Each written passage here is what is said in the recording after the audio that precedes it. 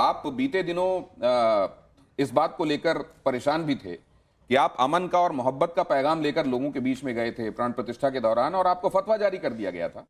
उसके बाद आप उसको एनालाइज करने समझने में लगे हुए थे, आपके लोग भी लगे हुए थे। आप ये भी कह रहे थे तब कि मैं समझूंगा वो कौन से लोग हैं, वो मानसिकता क्या है। अब तक क्या क्या समझ में आया? ये बात मैं अक्सर सभी को कहता हूँ कि हमारी सबकी जातियाँ ज़रूर अलग हो सकती हैं, हमारे इबादत करने की तरीके ज़रूर अलग हो सकते हैं, हमारी पूजा पद्धति सबकी ज़रूर अलग हो सकती है, हमारे सबके धर्म ज़रूर अलग हो सकते हैं, लेकिन हमारा जो सबसे बड़ा धर्म है इंसान और इंसानियत है। भारत में रहते हैं, हम सब भारतीय हैं, राष्ट्र सर्वोपरि है। उसी पैगाम को लेकर मैं वहाँ राम मंदिर पहुँचा था। वही मेरा एक पैगाम था, एक संदेश था तमाम, एक सौहार्द का, कि देश में अमन शांति का पैगाम रहे, देश के अंदर एक अच्छा माहौल बने, और उसी पैगाम को, संदेश को लेकर गया। लेकिन कुछ लोग हैं जिनको ये पसंद नहीं होता है। हर समाज में अच्छे लोग होते हैं, लेकिन चंद लोग ख़राब होते हैं। उनको ये पसंद नहीं हुआ। देश पूरा भारत से बाहर, पाकिस्तान से, बांग्लादेश से, दुबई से, इंग्लैंड से, तमाम देश में, पूरी दुनिया में जब ये बात निकली और उन्होंने इस बात की मुखालफत करनी शुरू करी और तमाम अलग अलग जगहों से फतवे जारी किए, भारत से, दुबई से और अमेरिका से, 3 पाकिस्तान से ये फतवे जारी हुए। लेकिन मेरा अपना मकसद है, मेरा सौहार्द है, मकसद आपस में मिलके रहना चाहिए। उसी पैगाम को लेकर आगे गया। उसके लिए मुश्किलात होती हैं, मुझे मालूम था। उसके लिए मुझे उस पर बहुत विचार करना पड़ा। लेकिन मैं आखिर में जब वो गया हूँ, और वहाँ जाने के बाद से जो मुझे एक पूरे देश में एक अच्छा संदेश गया आपसी भाईचारे का, आपस में मोहब्बत का, मेरे लिए ये काफ़ी था। नहीं, लेकिन उस दौरान आपको ये तमाम जगहों से फतवे तो मिले ही, आपको धमकियां मिली।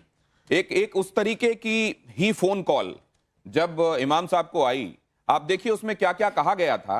और मैं ये भी समझना चाहता हूं कि उनकी अमन की कोशिश असल में वो काउंटर प्रोडक्टिव हो गई, या अमन की कोशिश उनकी कामयाब हुई? पहले जरा ये सुनिए और देखिए कि उस समय क्या हुआ था।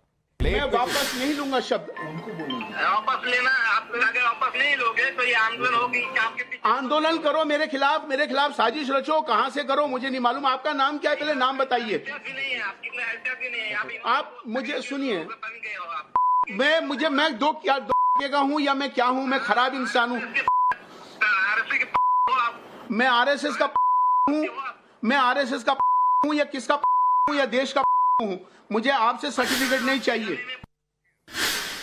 तो इतना ज्यादा स्ट्रेस उन दिनों आपने झेला, लगातार इस तरह के कॉल आ रहे होंगे। ये तो इत्तेफाक से उस समय मीडिया आपके सामने थी। तो आपको क्या लगा कि ये अमन की कोशिश, आप क्या एक बार की ये भी ख्याल आया क्या कि ये हवन करने में हाथ जल रहे हैं तो हवन करना रहने ही दूं फिर? दरअसल जब इस तरह के जो काम होते हैं, जहां देश, इंसानियत, आपसी सौहार्द, तो इस तरह की मुश्किलात तो आती हैं। तो मुझे लगता है कि ये उनसे हमें घबराना थोड़ी है, उनसे हमें डरना थोड़ी है, लेकिन हमें ये ध्यान रखना है कि हमारे लिए देश हमारे लिए सबसे ज़्यादा है, राष्ट्र सर्वोपरि है हमारे लिए। तो मैं अपने देश हित में जो भी कार्य करता हूँ, देश हित मेरे लिए सबसे सर्वोपरि होता है। साजिद रशीदी साहब का सवाल मैं लूंगा अब आगे, आप तैयार रहिएगा अपने सवाल के साथ। लेकिन एक बात मैं आपसे समझना चाहता हूँ। आपने कहा था कि वो लोग जो अभी नहीं समझ रहे हैं, इस तरीके से रिएक्ट कर रहे हैं, वो समझेंगे। 5 लाख इमाम जहां पर जिस ऑर्गेनाइजेशन में हैं, आप उसके चीफ हैं, क्या आप इस पैगाम को डाउन द लाइन पहुंचाने में कामयाब हो पाए हैं कि आप क्या सोच रहे थे और वही सोच देश के लिए सही है? यकीनन यही सोच कामयाब रहेगी, और इसी सोच से ही हमारा देश आगे बढ़ेगा। क्योंकि आज हम सब कुछ जो भी करते हैं, जो भी सोचते हैं, देश के प्रति ही सोचना चाहिए हमें। आज हमारा देश जिस तरह से आगे विश्व गुरु बनने के लिए अग्रसर है, बढ़ रहा है, महाशक्ति बन रहा है, तो हमें सबको इसी तरह से मिलजुल कर ही आपसे सौहार्द के साथ ही रहना है। एक बार फिर से रिपीट करता हूं, क्या उन तमाम लोगों को समझाने में आप कामयाब हुए जो इस तरीके से रिएक्ट कर रहे थे? समझ में आ जाएगी। मैंने कहा ना कि चंद लोग होते हैं जो खराब, जिनका नजरिया ही, जिनका जहन सोच ये खराब है, उसको आपने एक कैसे बात और बदले? कही थी कि इसमें कहीं कोई सियासत तो नहीं है, क्योंकि आगे चुनाव भी हैं, तब चुनाव आने वाले थे। आपने ये भी कहा था कि कहीं कोई सियासत तो नहीं, कहीं कोई प्ले तो नहीं कर रहा है, कोई इससे पॉलिटिकल लाभ तो नहीं लेना चाह रहा है। आपने फिर उसके बाद नतीजे भी देखे और आज हम काफी दिनों बाद बात कर रहे हैं उसके। जी। क्या इसके पीछे कोई वो दिमाग था जो पॉलिटिकल माइलेज लेने के लिए ऐसा कर रहा था? हो सकता है, मतलब जो है, क्योंकि क्या है कि देश हमारा जिस तरह से आगे बढ़ रहा है, मुझे लगता है कि इस तरह की साजिशें होती रहती हैं, क्योंकि ये साजिशें हैं कि किसी तरह से भी देश के अंदर अमन नहीं होना चाहिए, देश के अंदर आपस में इख्तलाफ रहना चाहिए। खैर, बहरहाल हमारा मकसद तो संदेश पैगाम मोहब्बत जहाँ तक पहुँचे, और उसी संदेश को हम देने में कामयाब हो चुके हैं, और पूरा देश मेरे साथ है। आज यहाँ दो चीजें आप और खास देख रहे हैं। एक तो कॉन्स्टिट्यूशन ऑफ इंडिया, उधर आप संविधान रखा हुआ देख रहे हैं। यहां पर आप ये जो देख रहे हैं, ये लाउड स्पीकर है। ये लाउड स्पीकर बहुत बार बहुत सारी वजहों से चर्चा में रहा है। इस लाउड स्पीकर को भी बात होगी, बड़ा लाउड एंड क्लियर हम आज यहां पर बातें पूछेंगे। लेकिन फिलहाल मैं जरा साजिद रशीदी साहब के पास जाऊं। बहुत सारी बातें इमाम साहब के साथ जुड़ी हुई हैं। कौन सी वो बात जो top of the mind recall है सवाल के तौर पर? दो चीजें मैं पकड़ता हूं, आप बोलें। हमारे यहाँ चीफ सरवर कायनात सल्लल्लाहु अलैहि वसल्लम है, जो इमामुल अंबिया हैं। ये चीफ इमाम की उपाधि आपको किसने दी? नंबर एक। दूसरे ये कि आपकी जो मस्जिद है वो ASI में है या वक्फ बोर्ड में है? आपको वहाँ अपॉइंट किसने किया? ये दो सवाल मेरे पहले जवाब दे दीजिए। चीफ इमाम की पदवी और मस्जिद के संदर्भ में सवाल। जी, देखिए, चीफ इमाम, पूरे इमामों का इमाम जो होता है वो चीफ इमाम होता है। और हम संगठन की बात कर रहे हैं इस समय। और देखिए, हम जो है ऑल इंडिया इमाम ऑर्गेनाइजेशन, आप भी जानते हैं, एक बार बात पूरी होने के बाद आपके पास आऊंगा तो अपनी हिंदुस्तान बात। का सबसे बड़ा इमामों का संगठन है, और मैं चीफ इमाम हूं ऑल इंडिया इमाम ऑर्गेनाइजेशन का। तो ये उपाधि किसने दी? ये उपाधि कौन देगा? संगठन का अंग, संगठन का कोई अध्यक्ष होगा, कौन देगा?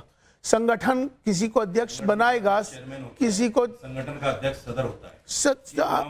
बिल्कुल। हमारे आपके पास आऊंगा तब आप अपनी बात कह लीजिएगा। एक बार इनकी सुन लीजिए, आपने जो सवाल पूछा उसका जवाब दे दीजिए। दूसरी बात आपने कही कि ये मस्जिद जहां पर मेरा संगठन का ऑफिस है, जी, कायनात है चीफ अंबिया, अब वो इमामुल अंबिया है। वो मैं इमामुल अंबिया की बात नहीं कर रहा हूँ, चीफ इमाम की बात, इमामुल अंबिया की बात नहीं है। इमाम है ना, उसको भी हक नहीं है हम चीफ इमाम कहें। आप मेरी बात से सब लोग सहमत हो? आप सहमत हैं या ना हैं? साजिद रशीदी आप साहब, देखिए, साजिद रशीदी साहब, आपके पास क्योंकि अभी माइक नहीं है, आप जो कह रहे हैं वो आवाज आ नहीं रही है। एक बार जवाब पूरा हो जाए, मैं माइक लेकर आपके पास आऊंगा, पूरी बात कहिएगा। लगवाना चाहिए था ना आपको। मैं माइक लेकर आऊंगा आपके पास, बातें काटोगे? एक सेकंड, आपके पास आऊंगा, आप अपनी बात कहिएगा। आप कहिए, अपनी बात पूरी कीजिए। चीफ इमाम का जो दर्जा है वो ऑल इंडिया इमाम ऑर्गेनाइजेशन, जो कि हिंदुस्तान की सबसे बड़ी ऑर्गेनाइजेशन है, उसका चीफ इमाम हो। उसमें अध्यक्ष भी होते हैं, प्रेसिडेंट भी होते हैं, चेयरमैन भी होते हैं। इस तरह से ये चीफ इमाम है। इसी तरह से हमारे यहाँ पर अगर आप देखेंगे कि चीफ मुफ्ती होता है, ग्रांड मुफ्ती जिसको कहते हैं, ग्रांड इमाम भी होता है, ग्रांड इमाम भी होता है, जिसको ग्रांड मुफ्ती भी होता है, ग्रांड इमाम भी, मुफ्ती भी, चीफ इमाम भी। मस्जिद के मुतालिक क्या जवाब है? मस्जिद के मुतालिक यह है कि इनका जो सवाल है कि मस्जिद ASI में, तो इनको शायद वो पता नहीं किस संदर्भ में, ये क्या सोचकर जहन में इनके है और क्या सवाल ये करना चाह रहे हैं, मुझे मालूम नहीं। लेकिन आज इनके जहन को साफ करना मेरी जिम्मेदारी है कि ना तो वो मस्जिद ASI में है और ना ही वो इस समय मस्जिद वक्फ बोर्ड में है। अभी इस समय वो स्टेटस को उसका चल रहा है 123 प्रॉपर्टी में। वक्फ बोर्ड को लेकर तमाम बातें हो रही जी। आपने NRC और CAA के समय यह स्पष्ट कहा था जी कि पहले कौम के लोग इसको पढ़ लें, देख लें, उसके बावजूद उनको अगर यह लगता है कि इसमें काबिले एतराज बातें हैं तो उसको आकर फिर विरोध प्रदर्शन करें। इसको लेकर आपका क्या कहना है? आप CNRC पे कहां चले गए आप? सर, इंटरजेक्शन बीच में उनको आवश्यक लग रहा है। वो चाहते हैं कि जब आप बोलें उसी समय हिज्जे करके वो से आपसे सवाल भी पूछते रहें। एक सेकंड माइक लगवाइए आप, माइक सबको लगवा दीजिए। सवाल इनकी इमामत पे नहीं, इनकी इमामत तो यह है कि आपको इमाम ASI ने बनाया या दिल्ली वक्फ बोर्ड ने बनाया। हो गया आपका सवाल? जी, ना तो मुझे ASI ने बनाया और ना ही वक्फ बोर्ड ने। अभी मैंने जिस तरह से कहा कि ये फिर किसने बनाया? हमारा ये मस्जिद 450 साल पुरानी मस्जिद है और 1911 में इसकी रिक्वायरमेंट हुई इस पूरे जगहों की। उसके बाद से 1959 से दोबारा से ये आबाद हुई है। 1959 से मेरे पिताजी वालिद उसी मस्जिद में, उसके बाद से मैं वहीं पर हम मौजूद हैं और वहीं पर ही हमारा ऑल इंडिया इमाम ऑर्गेनाइजेशन का सेंट्रल ऑफिस है। चूँकि अभी ना तो वो वक्फ बोर्ड में है, ना ही वो लैंड एंड डेवलपमेंट पे है, ना ही डीडीए के पास है, चूँकि अभी स्टेटस को है। फिर वो किसके पास है? अभी हमारे पास है और हम ही उसके मुतवल्ली हैं। अच्छा सुनिए, एक चीज और बता दूं, मुतवल्ली हैं। मैं जरा वक्फ बोर्ड को लेकर मामले को और आगे ले जाता हूं। रशीद साहब एक सेकंड, आपने पर्याप्त बोला, उनसे जवाब मिला, जितना जवाब मिला वो आपने कई बार सुन लिया। नहीं मिला आपके सवाल का जवाब तो आगे बढ़ना पड़ेगा। वक्फ बोर्ड को लेकर जवाब दिया ही नहीं। AIMIM क्या कहता है, ओवैसी साहब ने क्या कहा है, जरा वो सुन लीजिए और चर्चा को आगे बढ़ाते हैं। नहीं मिलेगा तो फिर मेरा बैठना बेकार है, मैं उठ जाता हूं। आप एक मस्जिद को खोए हैं, कई मस्जिदें हमारे हाथों से निकल जाएंगी, तो इस कानून को रोकना है। आप हाँ ठीक है सर, मर्जी please go ahead sir, please go ahead. आइए चलाइए जरा।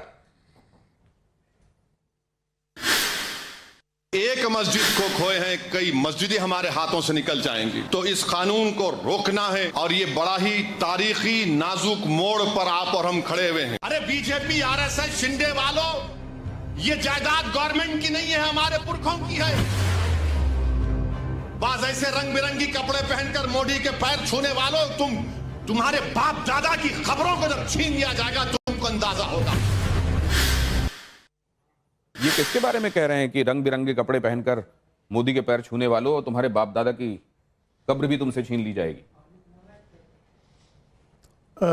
मुझे नहीं मालूम है इनका क्या जहन और किसके लिए इन्होंने बोला है, इसके बारे में मुझे नहीं मालूम है। लेकिन ये जो कह रहे हैं उसमें सब्सटेंस है। किसके लिए बोला है मुझे नहीं मालूम, मतलब उनका जहन किस पे। वक्फ कानून में अमेंडमेंट को लेकर जो लोग मौजूदा सरकार के साथ सुर से सुर मिला रहे हैं, उनको नहीं मालूम कि वो अपने पैरों में कुल्हाड़ी मारने वाले हैं। इसको दूसरे शब्दों में इस तरीके से समझ लीजिए। हो सकता है कि चूंकि वक्फ कानून में अमेंडमेंट को लेकर आपका नजरिया क्या है? देखिए, मेरा वक्फ अमेंडमेंट के नज़रिए के हवाले से मेरा कहना है कि अमेंडमेंट तो पहले भी होता आया है, ये एक प्रक्रिया है। अमेंडमेंट में बदलाव समय अनुसार होता आया है। पहले भी अमेंडमेंट हुए हैं, अब फिर अमेंडमेंट हो रहा है, लेकिन फ़र्क इतना है कि जो पहले अमेंडमेंट हुआ था उस पर राजनीति नहीं हुई, अब वक्फ अमेंडमेंट में उस पर बदलाव हो रहा है तो उस पर एक राजनीति हो रही है। लेकिन अभी तक तो किसी को ये मालूम नहीं कि भैया ड्राफ्ट तैयार हो रहा है, सारी चीज़ें तैयार हो रही हैं। चूँकि JPC में आज भी बैठक है, कल भी बैठक हो रही है और इस पर जो स्टेक होल्डर्स हैं और उसमें तमाम जितनी भी मुस्लिम ऑर्गेनाइजेशंस हैं और तमाम सबको बुला के इस पर अभी ड्राफ्ट तैयार हो रहा है।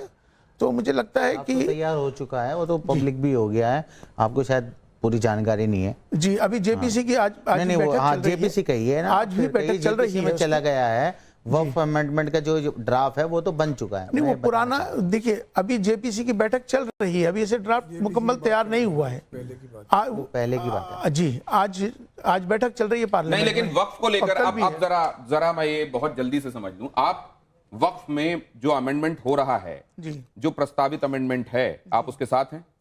देखिए, क्या वो आवश्यक है?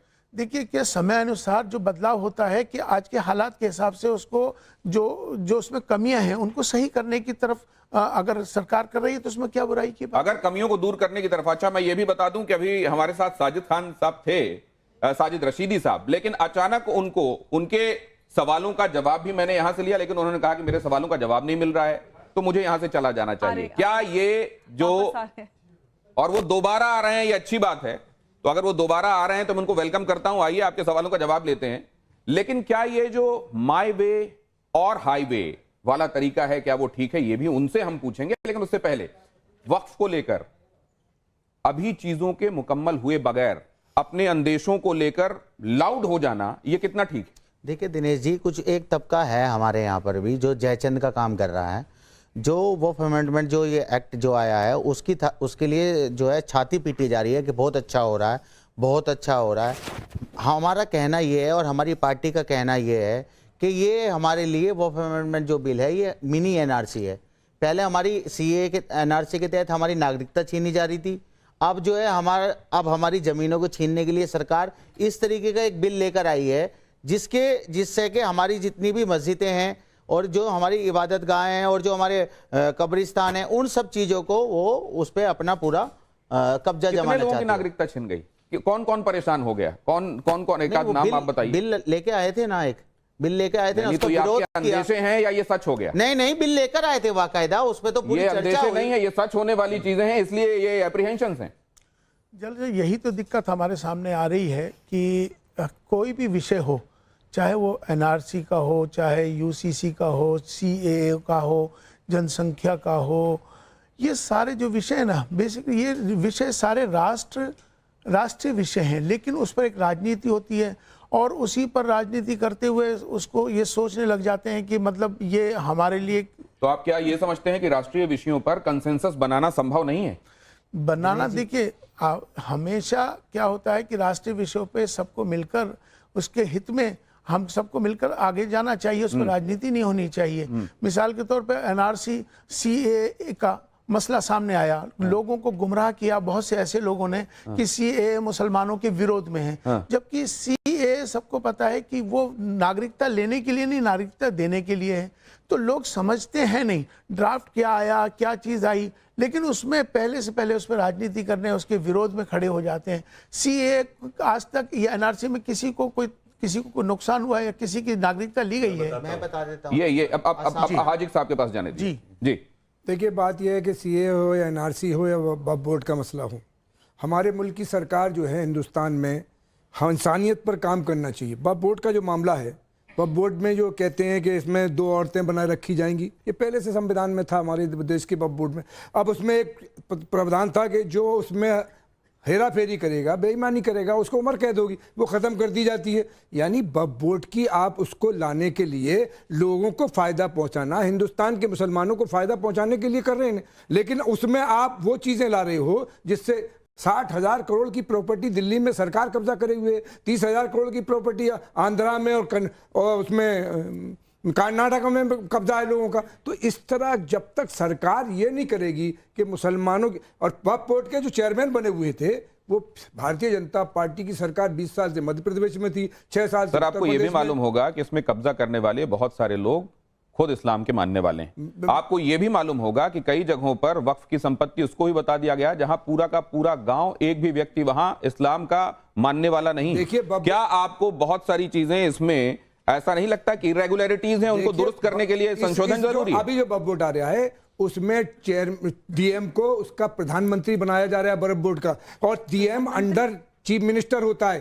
पहले जो मैं नटशल में एक बात समझना चाहता हूं, क्या वो एनआरसी हो, सीएए हो, वक्फ का मामला हो, अंबर जैदी जी, क्या कौवा कान लेकर उड़ गया ये सुनने के बाद लोग कान को हाथ लगाए बगैर कौवे के पीछे दौड़ लगा देते हैं, या ये जायज अंदेशे हैं जो वक्त वक्त पर सामने रखे जाते हैं, वरना सरकार अपने हिसाब से अपनी मनमर्जी कुछ भी कर देगी? दिनेश जी, अगर जायज अंदेशे होते तो हमारे देश में सीए के नाम पर लोगों को कितना वर्गलाया गया और जगह जगह पर शाहीन बाग बनाए गए और महीनों तक पूरी जिंदगी को रोका गया, कितने ही लोगों की जानें गई, कितने लोगों के कारोबार ठप हुए और कितने ही लोग जेलों में गए।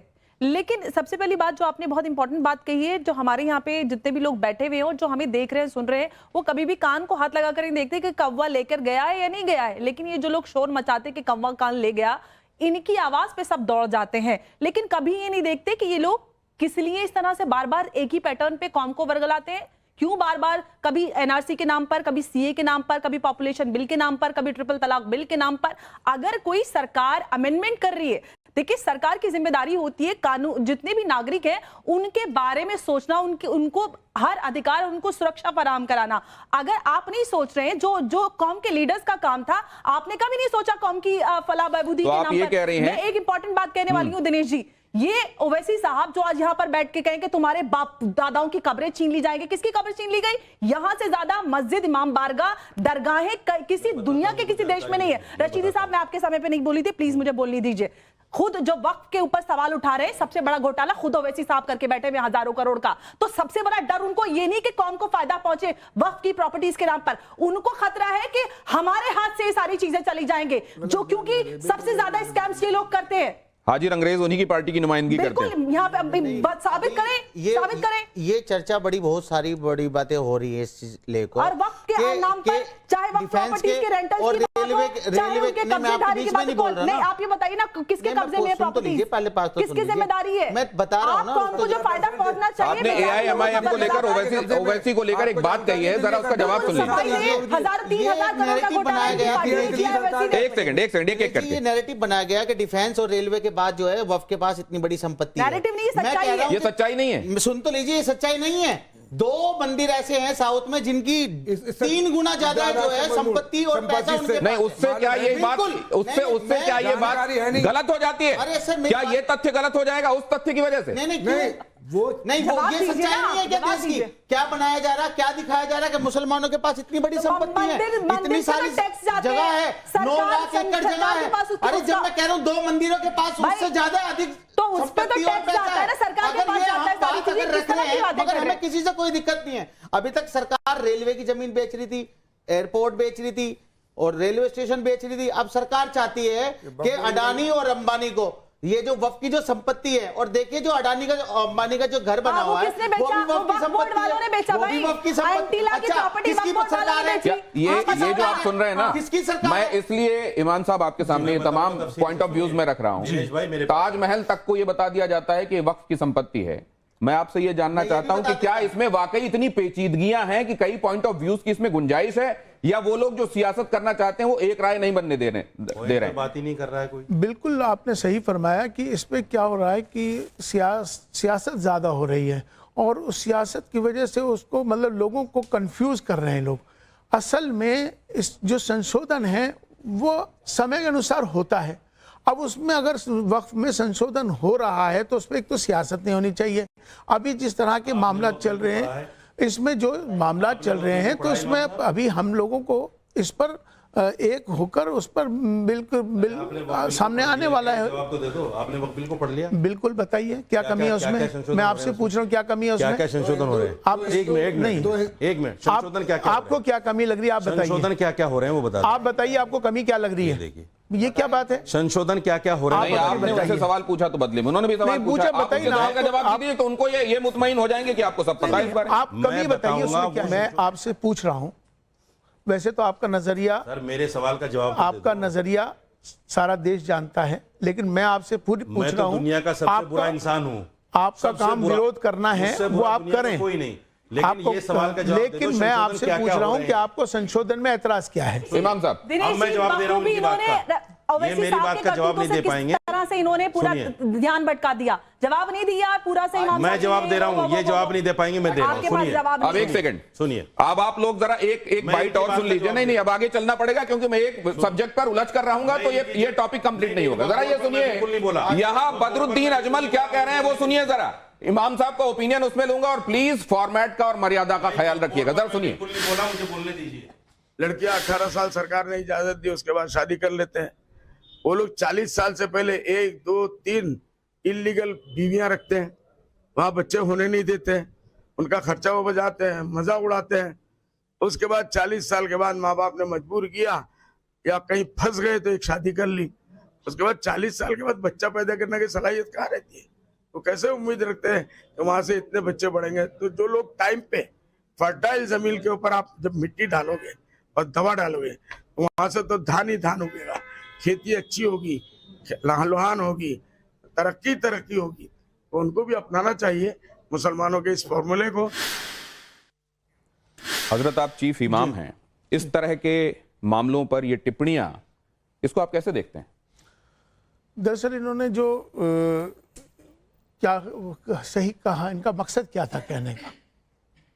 ये मकसद ये बता रहे हैं कि विवाह को लेकर इनका ओपिनियन क्या है, विवाह की उम्र को लेकर इनका ओपिनियन क्या है, और जिन शब्दों में जिस तरीके से वो बता रहे हैं वो भी बदरुद्दीन साहब को नहीं, क्योंकि अभी तो विवाह का तो हमारे यहाँ 21 18 साल से ऊपर। उम्र जो है सरकार ने जो तय किया प्रस्ताव लाया था समान उम्र करने का लड़का और हेमंत बिस्व शर्मा अभी एक बिल भी लेकर आए, आपको मालूम होगा। अच्छा, उसमें उन्होंने ये भी कहा कि काजी के पास रजिस्टर होने के बजाय ये अब जो निकाह होंगे वो रजिस्ट्रार के पास रजिस्टर होंगे। हाँ तो क्या बुराई है? नहीं, अब उसको लेकर वहां ये भी कहा गया कि हमेशा एक वर्ग विशेष को टारगेट कर भारतीय जनता पार्टी की सरकारें चलती हैं। नहीं, मुझे लगता है कि ऐसा तो नहीं है।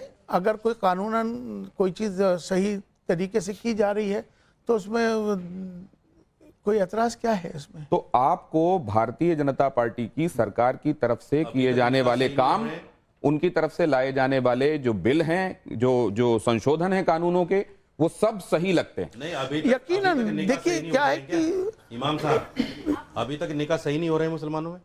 नहीं, मतलब ये रजिस्टर होने की बात हो रही है, निकाह की नहीं, बात अभी तक निकाह सही नहीं हो रहे हैं क्या? नहीं, निकाह की बात रजिस्टर होने की हो रही है। अभी तक निकाह अगर सही जो हो रहे हैं रजिस्टर ना? अभी काजी पहले के इस पास बात का है, जवाब लेकिन दीजिए, अगर सही हो रहे हैं नहीं हो रहे हैं? यकीनन सब सही हो रहे हैं तो फिर रजिस्ट्रेशन का क्या मतलब? रजिस्ट्रेशन क्यों नहीं होना चाहिए? क्या मतलब नहीं, उसका? क्यों नहीं होना चाहिए? मतलब बता दीजिए। नहीं, क्या मतलब मैं आपसे पूछ रहा हूँ क्यों नहीं होना चाहिए? क्या मतलब है उसका? नहीं, क्या क्यों नहीं होना उसका चाहिए? मतलब सुनिए, मैं बताता हूँ। नहीं, होना क्यों नहीं चाहिए भैया? हाँ, प्लीज। देखिए, मत बोला करो यार। पहले क्या तरीका है भाई? देखिए, वो चाहती है कि उनकी शादी क्या तरीका मतलब है? रजिस्टर्ड ना हो शादी। आप मुझे बोलने नहीं, दो ना। आप ये बोलिए ये क्या गलत आप तरीका बोलोगे है? फिर मैं बोलने नहीं दूंगा। नहीं, ये आप सारी बोल नहीं शुरुआत पाओगे। आपने की है। सुनो, आप बोल नहीं पाओगे तो मैं भी एक साथ बात कर नहीं बोल सकती हूँ। पाओगे। सुनो, नहीं, आप मेरे गलत बीच में मत चीजें क्यों बोलो। बोल रहे हो कि निकाह गलत हो सुनो रहे मेरी हैं? बात। निकाह अलग है, आज शादी का तक- रजिस्ट्रेशन सुनिए, अलग है। हजरत- शादी सब अपने एक रीति मिनट, रिवाज के हिसाब से करते हैं। ऑडियंस और भी इसमें कुछ गवर्नमेंट का कहना चाह रही है आप लोगों से। पूछिए ना नहीं, महिलाओं से। अपनी बात सब बोलिए। महिलाओं की बात भी यही करेंगे, मैं पुरुषों अपनी की भी बात बात पूरी यही करना करेंगे, चाहिए। इमाम की भी बात यही मेरी करेंगे। बारी भी आने दीजिए हाँ, प्लीज। मैं भी बोलिए। हूँ यहाँ पर, मैं बहुत देर से आप लोगों को सुन रही हूँ। मेरा सवाल ये है कि एक बार तो पहले जो क्वेश्चन हो रहा है उसका मुतमईन तरीके से आंसर मिल जाए। हम लोग भी यहाँ पर बैठे हैं, रजिस्ट्रेशन किस लिए ज़रूरी है? रजिस्ट्रेशन तो ऑटोमेटिकली होता ही है ना, जब सिग्नेचर करते हैं और लड़की से पहले पूछा जाता है, वहाँ पर पूरा सिग्नेचर होता है, तो इसमें रजिस्ट्रेशन की बात ही कहाँ रह गई? वो तो ऑलरेडी हमारे उसमें रहा ना, जब हमें निकाहनामा मिलेगा।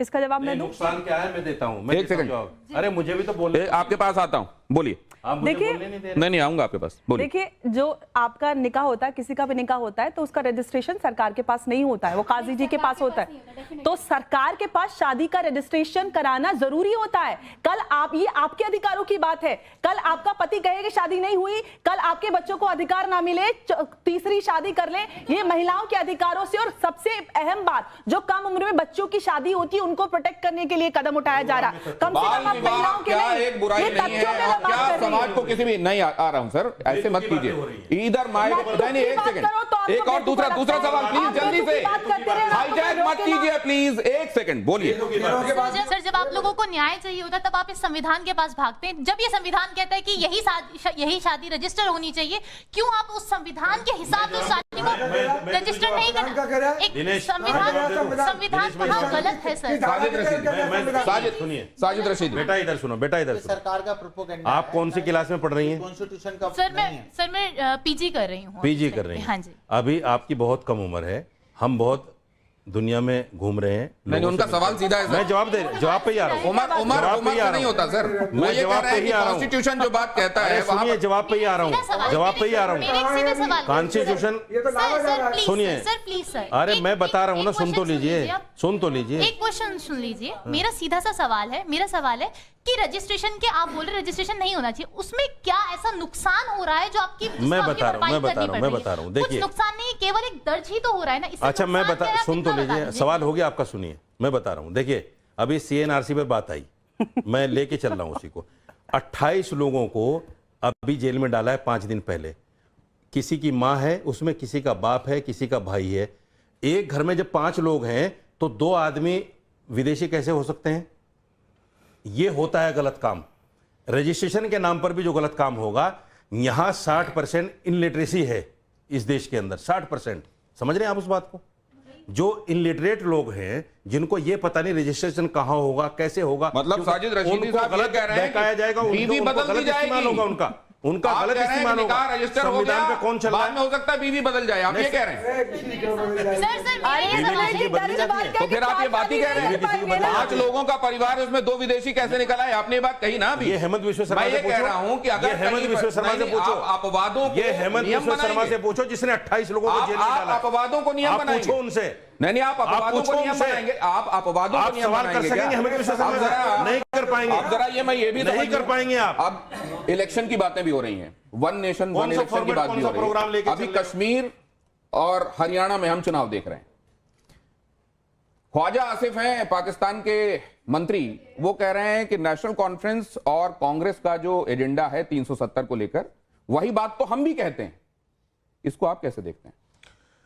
देखिए, वन नेशन वन इलेक्शन की जहाँ तक बात है, तो ये तो देश हित में है और एक अच्छी बात है, हम इसका समर्थन करते हैं और होना भी चाहिए और सब एकजुट हैं और तमाम साथ।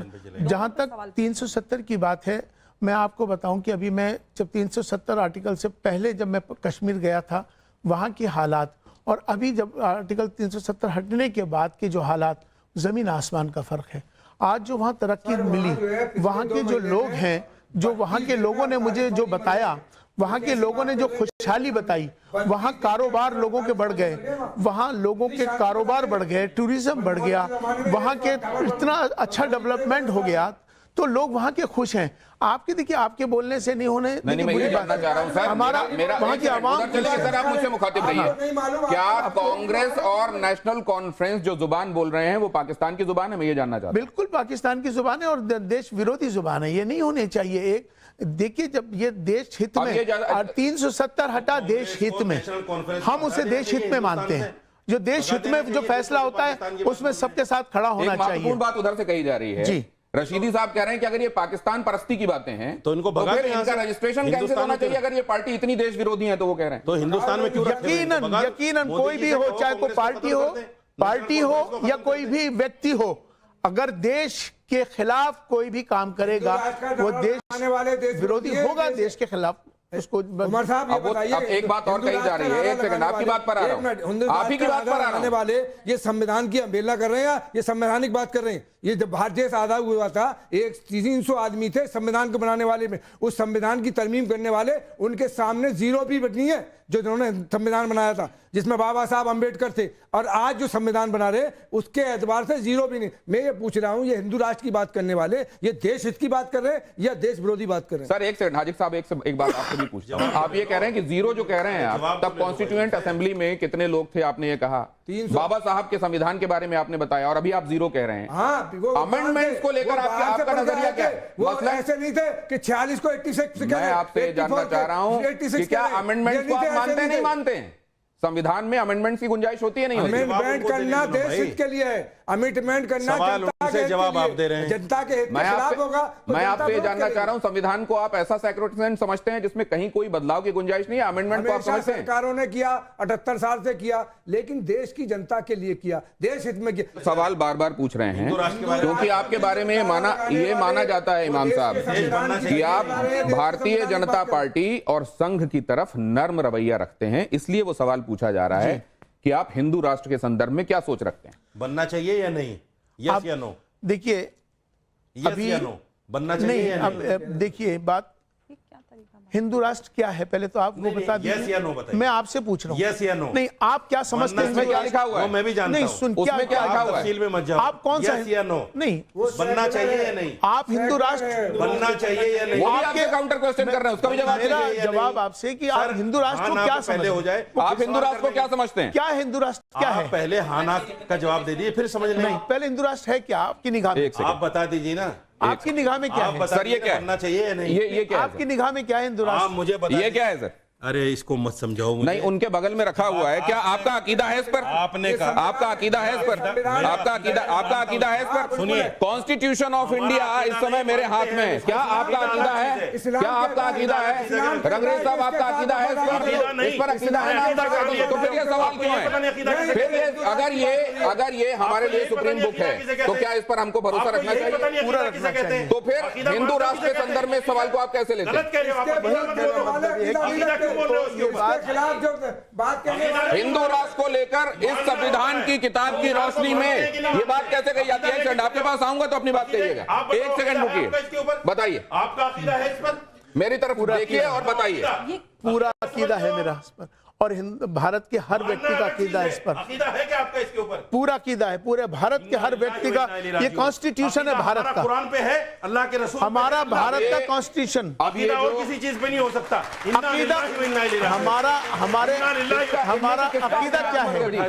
मजहब हमारा इस पर हर भारतीय कॉन्स्टिट्यूशन से जुड़ा हुआ है। देखिए दिनेश जी, ये अहम पॉइंट्स पे, अहम मुद्दों पे बात करने के बजाय देखिए शोर मचा रहे हैं, इस तरह से कोई बात नहीं कर सकता। देखिए कितने बढ़िया से डिबेट होने दे रहे हैं, आप सब देख रहे हैं। अकीदा का मायना क्या है? अकीदा के लफ्ज कितने बढ़िया से डिबेट होने दे रहे हैं, कितने बढ़िया सवालों के जवाब लेने दे रहे हैं। हाजिक साहब भी उसमें पूरा कोऑपरेट कर रहे हैं, और देखिए कितने बढ़िया। और कौन से मदरसे से मौलवी हैं, आप बता दीजिए।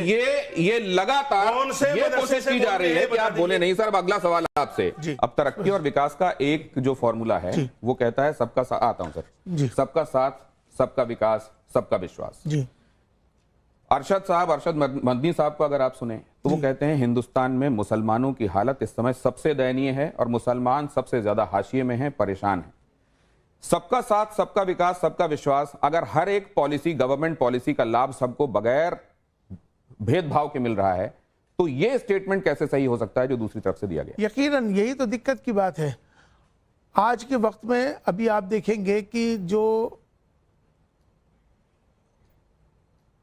हमारे प्रधानमंत्री आवास योजना, उसमें आप देखेंगे कि सबसे ज्यादा अगर कोई फायदा मिला तो मुसलमानों को मिला। अगर दूसरी तरह की लाडली योजनाएं जो मिली वो मुसलमानों को मिली, या किसी को भी किसी भी देखिए चाहे अनाज हो, किसी भी योजना में क्या ये कहा जाना कि आप सियासत में नहीं होके भी सियासी गोटियां खेलते हैं? कभी आप मोहन भागवत जी से मिलते हैं, कभी आप मोदी जी के बुलावे पर चले जाते हैं, आप कौम के बहुत सारे लोगों को नाराज करके राम मंदिर की प्राण प्रतिष्ठा में चले जाते हैं। क्या आप ये सियासी डोरियां हैं जो बगैर सियासत में शामिल हुए खींचते रहते हैं? दरअसल मैं जो भी कोई कार्य करता हूँ इसमें सियासत नहीं है, मेरा राष्ट्र हित मेरे सामने होता है। कुरान कह रहा है और मैं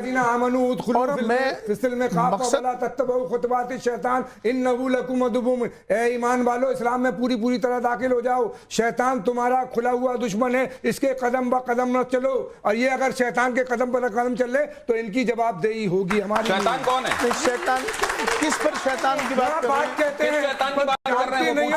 अगर देश की बात करो तो शैतान कह रहा है, प्यार की बात करो।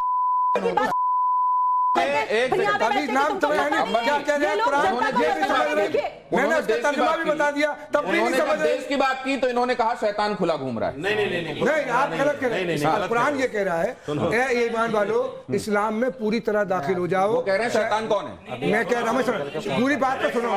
प्राण प्रतिष्ठा का मतलब ये होता है हजरत, मूर्ति में जान डालना, प्राण प्रतिष्ठा इसको कहते हैं। मेरा अकीदा ये है, हर मुसलमान का अकीदा ये है कि अल्लाह के अलावा जान लेने वाला, जान देने वाला कोई नहीं। और आप उसमें प्रोग्राम में चले गए तो ये ईमान के खिलाफ नहीं, इस्लाम के अकीदे के खिलाफ नहीं, ये आपके प्राण प्रतिष्ठा में ये पूजा नहीं थी उनकी, ये आपके खिलाफ है, इस्लाम के खिलाफ नहीं है। ये आपके खिलाफ है, इस्लाम के आपके खिलाफ नहीं है। आपके खिलाफ नहीं है, आपके खिलाफ नहीं है क्या? नहीं है। प्राण प्रतिष्ठा आप कर सकते हो मूर्ति में। अब उनका जवाब जाना नहीं है।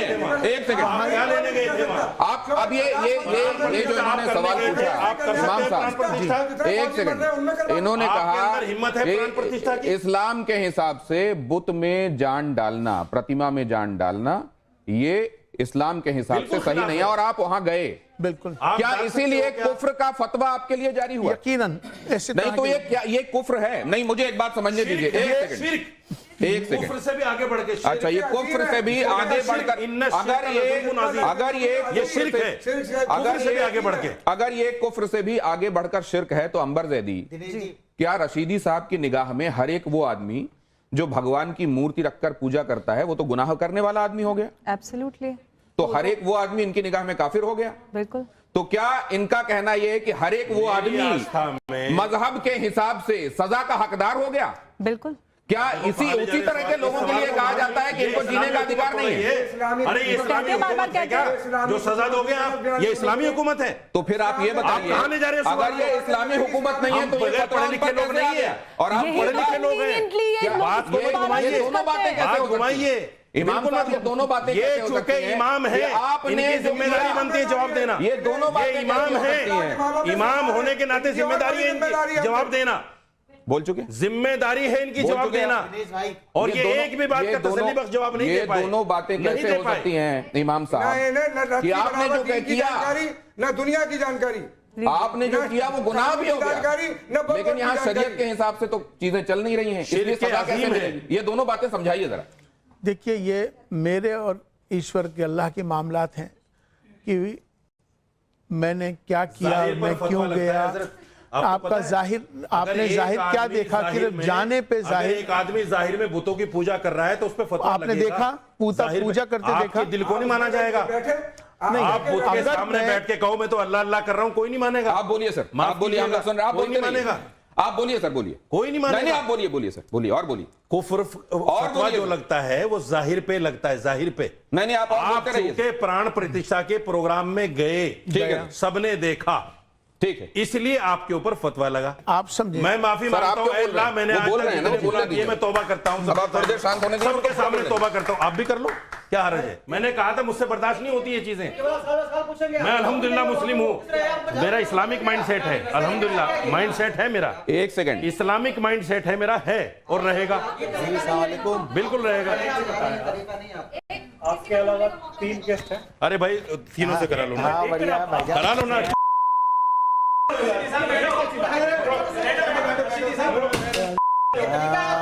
ये कि माइक तोड़ दिया यार।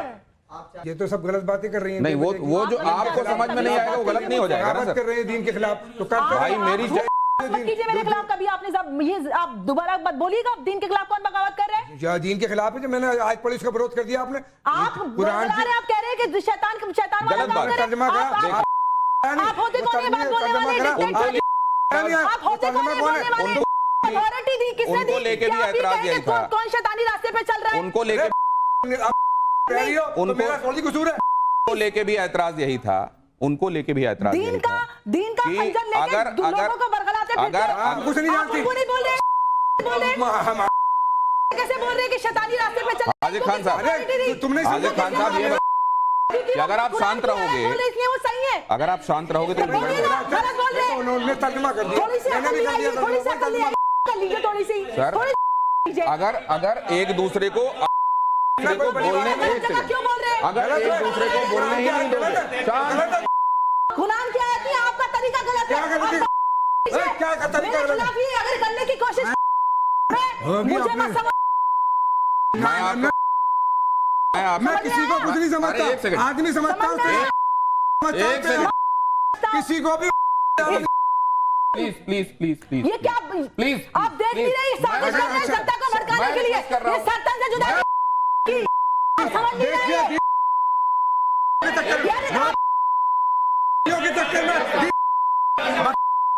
एक पूरी सेकंड, दुनिया को बर्बाद कर रही है। तो ये कर क्या रहे हैं? एक सेकंड, दीन की बेइज्जती भी नहीं जानती। एक सेकंड, ना नमाज पढ़े, ना रोजा की, ना किसी चीज की कर रही है। मुझसे तमीज से बात कर। ये एक सेकंड, बात करने का दीन के खिलाफ कर रही है। तेरे उड़ेंगे, अगर ना उड़े तो मेरे मुंह छेद मार नहीं, एक सेकंड, एक सेकंड, एक सेकंड।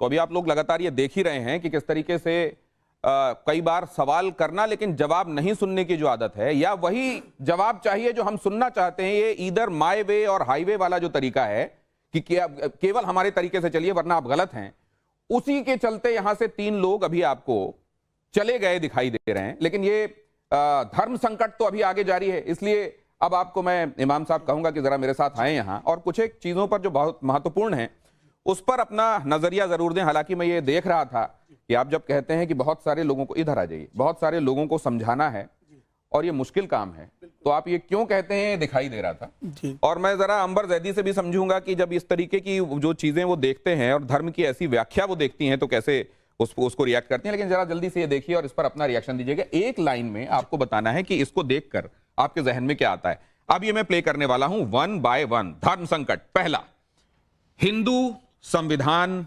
मुसलमान, देश में खतरे में कौन दिखाई दे रहा है? देश में कौन खतरे में दिखाई दे रहा है?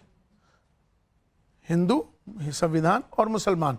मतलब इन तीनों में से कौन है जो खतरे में दिखाई दे रहा है? कोई कह देता है हिंदू खतरे में है, कोई कह देता है संविधान खतरे में है, कोई कहता है मुसलमान इस समय सबसे ज्यादा खतरे में है। आपको खतरे में कौन दिखाई देता है?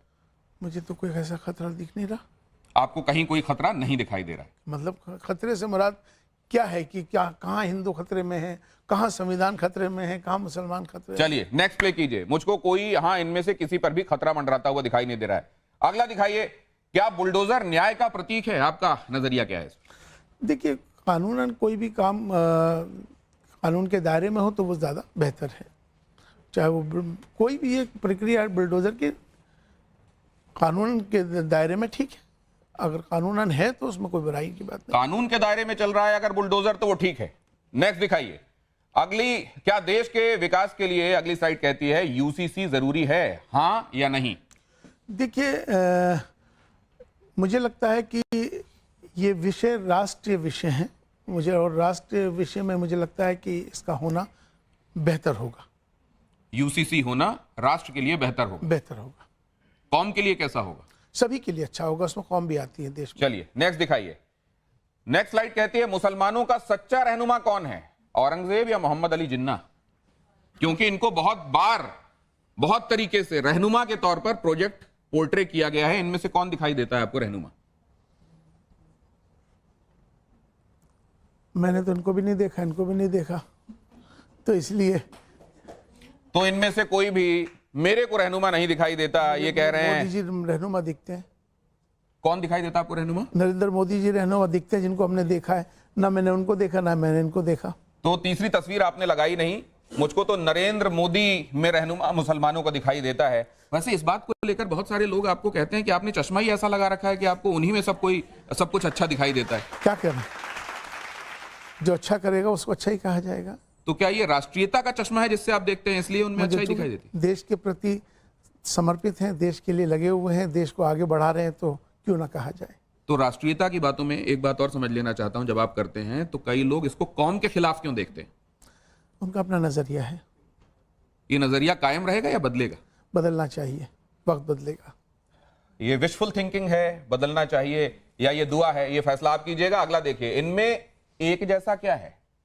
महात्मा गांधी, मोहन भागवत, एक जैसा क्या है? उस वक्त के वो राष्ट्रपिता, चूंकि उनको तो मैंने देखा नहीं, आज के राष्ट्रपिता मैंने इनको डिक्लेयर किया हुआ है, तो इनको मैंने देखा है। हालांकि उनके लिए एम्बेरेसिंग हो गया था और उन्होंने कहा था कि मुझे मत कहिए, आप राजऋषि कह देते हैं, आप राष्ट्रपिता कह देते हैं, और ये वो कहते हैं कि हमको इस तरह की उपाधियां मत दीजिए। लेकिन आप ये कह रहे हैं कि वो तब के थे, ये आज के हैं? आज के हैं और आज भी रहेंगे, और ये आगे भी रहेंगे। राष्ट्रपिता के संदर्भ में ये बातें एक बार फिर से इलियासी साहब कह रहे हैं। नेक्स्ट दिखाइए। पीएम मोदी के घर में एक नन्हा मेहमान आया। बीते दिनों ये तस्वीरें आपने देखी होंगी, आपके जहन में क्या आया? बहुत अच्छा आया, और इससे एक उनका लगाव, उनका जो भाव गाय के प्रति, और उसका एक बहुत पॉजिटिव संदेश है। मुझे लगता है कि ये जिस तरह से उन्होंने इसको अपने मेहमान को बुलाया है, ये बहुत पॉजिटिव है और अच्छा है। ये पॉजिटिव सिर्फ इमाम इलियासी साहब के लिए है? सभी के लिए, देश के लिए है। क्योंकि देश के अभी प्रधानमंत्री हैं, तो प्रधानमंत्री जो इस समय जो कर रहे हैं वो देश के लिए ही है। अगला दिखाइए। प्रधानमंत्री नरेंद्र मोदी जो कर रहे हैं, इससे बहुत सकारात्मक वातावरण तैयार हुआ है। ब्रुनेई के उमर अली सैफुद्दीन मस्जिद में मोदी दिखाई दिए, आपके जहन में क्या आया? अच्छा आया। लेकिन आप ये जरा बताएंगे कि कई ऐसी कंट्रीज हैं जो असल में मुस्लिम कंट्रीज मानी जाती हैं। यहां भी देखिए, आप मिडिल ईस्ट में देख रहे हैं मंदिर बन रहा है। अभी हमको ये भी सुनने में आया ये एक जमाने में सोवियत संघ का हिस्सा रहा, अब उससे अलग हो गया, लेकिन मुस्लिम कंट्री रहा। एक जो मुल्क है वो ये तय कर रहा है वहां बुर्का नहीं होगा, वो विकास के रास्ते पर चलेंगे, वो तरक्की याफ्ता होंगे। ये क्या असल में जो मजहब कहता है उसके खिलाफ जाना है? नहीं, दरअसल अभी जो तस्वीर आपने लगाई है मोदी जी की मस्जिद में, तो मस्जिद तो सभी के लिए होती है, खाली हिंदू या तजाकिस्तान ने फैसला किया है कि वो दकियानूसी बातों को नहीं मानेगा। उसने अपनी दकियानूसी कौन सी चीजें उसको डिफाइन भी किया है। मैं ये जानना चाहता हूं कि इमाम साहब के हिसाब से वो तरक्की याफ्ता सोच है या आपके हिसाब से वो धर्म के खिलाफ, मजहब के खिलाफ सोच? देखिए, धर्म को वो आज भी उसी तरह से मानते हैं जिस तरह से मानना चाहिए। अभी आपको मैं बताता हूं कि जिस तरह से अब इंडोनेशिया को अगर आप देखते हैं, दुनिया का सबसे बड़ा लार्जेस्ट मुस्लिम पॉपुलेशन है इंडोनेशिया में, लेकिन वहाँ पर जो हिजाब है आप देखेंगे जो चेहरा उनका खुला होता है, लेकिन बहुत सारी जगह जहाँ पूरा ढका हुआ होता है। तो मेरा मानना यह है कि अपने इस्लाम को भी मानते हैं, अपनी संस्कृति को भी मानते हैं, और इंडोनेशिया के जो लोग हैं, इसी तरह से तजाकिस्तान के लोग हैं, उन्होंने भी अपना एक नजरिया पेश किया है। वापस अपनी जगह पर आ सकते हैं। इमाम साहब ने बड़े दो टूक तरीके से सही को सही, गलत को गलत कहा है, लेकिन अब एक बात मैं आपसे समझते हुए, अंबर जैदी, आप अकेली बची हैं। वो लोग, जो तमाम लोग आए थे यहाँ सवाल पूछने के लिए, वो ना तो जवाब देने दे रहे थे, जवाब सुनने की भी उनमें सलाहियत नहीं दिखाई दे रही थी, पेशेंस भी दिखाई नहीं दे रहा था, और उसके बाद हर एक चीज में ऐसे टोका जा रहा था जैसे उन्होंने एक अपने दिमाग में प्री कंसीव्ड तरीका बना रखा है कि आज इनको बोलने नहीं देना। ये क्यों था? सबसे पहली बात तो शेर अकेला आता है, झुंड में आता नहीं है। झुंड में तो ऐसे कायर लोग वार करते हैं जिनको ऐसी जरूरत होती है। सबसे पहली बात तो ये देखिए ये पहली बार नहीं है। आप जानते हैं कि मैं बहुत लंबे अरसे से टीवी में डिबेट्स करती हूँ और ये आए दिन का काम है। ये इनका पुराना नहीं, तो अंदाज ऐसे लोगों है, का पुराना मोटिव क्या नेचर। लगता है आप? ऐसे लोगों का कोई मोटिव नहीं है। ये लोग कौम का भला नहीं चाहते। ये लोग चाहते हैं कि ये थोड़े से फेमस हो जाएं और इनको राज में कुछ करने के लिए पार्टी में किसी उसमें मिल जाए। तो आज बहुत साफगोई से यहाँ बातें रखी गई, लेकिन साथ में एक बात और देखने को मिली